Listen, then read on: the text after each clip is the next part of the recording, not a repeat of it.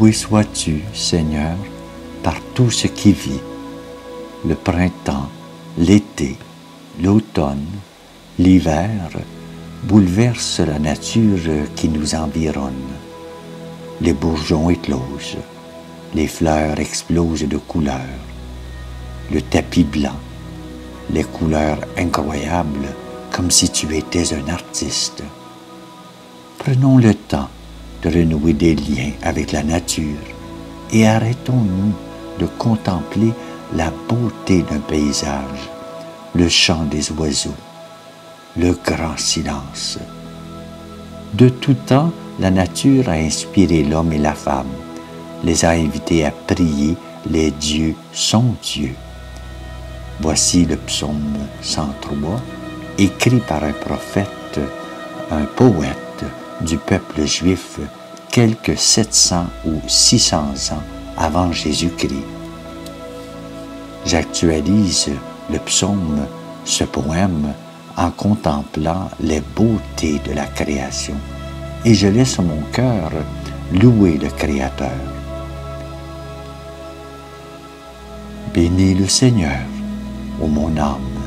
Seigneur mon Dieu, tu es si grand, revêtu de magnificence. Tu as fait pour manteau la lumière. Comme une tenture, tu déploies les cieux. Tu élèves dans leurs eaux tes demeures. Des nuées, tu te fais un char. Tu avances les ailes du vent.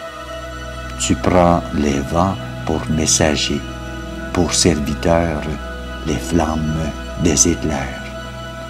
Tu as donné ton assise à la terre, qu'elle reste inébranlable au cours des temps.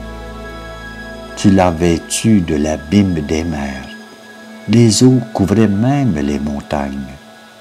À ta menace, elles prennent la fuite, effrayées par le tonnerre de ta voix. Elles passent les montagnes, se ruent dans les vallées vers le lieu que tu leur as préparé. Tu leur imposes la limite à ne pas franchir, qu'elles ne reviennent jamais couvrir la terre.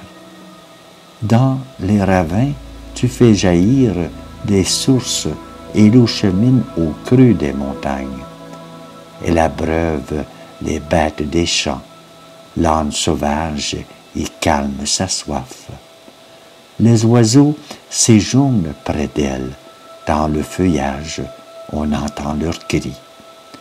De tes demeures, tu abreuves les montagnes, et la terre se rassaisit du fruit de tes œuvres. Tu fais pousser les prairies pour les troupeaux, et les champs pour l'homme qui travaille.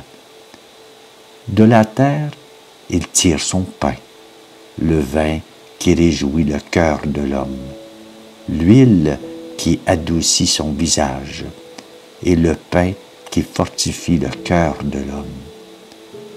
Les arbres du Seigneur se rassasient, les cèdres qu'il a plantés au Liban. C'est là que vient nicher le passereau, et la cigogne a sa maison dans les cyprès. Aux chamois, les hautes montagnes aux marmottes, l'abri des rochers. Tu fis la lune qui marque les temps et le soleil qui connaît l'heure de son coucher. Soleil levant, tu fais descendre les ténèbres, la nuit vient, les animaux dans la forêt s'éveillent. Le lionceau rugit vers sa poître. Il réclame à Dieu sa nourriture. Quand paraît le soleil, il se retire. Chacun gagne son repère. L'homme sort pour son ouvrage, pour son travail, jusqu'au soir. Quelle profusion dans tes œuvres, Seigneur! Tout cela, ta sagesse l'a fait. La terre s'emplit de tes biens. Voici l'immensité de la mer, son grouillement inébranlable d'animaux grands et petits, ces bateaux qui voyagent et qui lévitanent que tu fis pour qu'ils servent à tes yeux. Tous et comptent sur toi pour recevoir leur nourriture au temps voulu. Tu donnes, eux, ils ramassent. Tu ouvres la main, ils sont comblés. Tu caches ton visage, ils s'épouvantent. Tu repens leur souffle, ils expirent et retournent à leur poussière. Tu envoies ton souffle, ils sont créés. Tu renouvelles la face de la terre. Amen.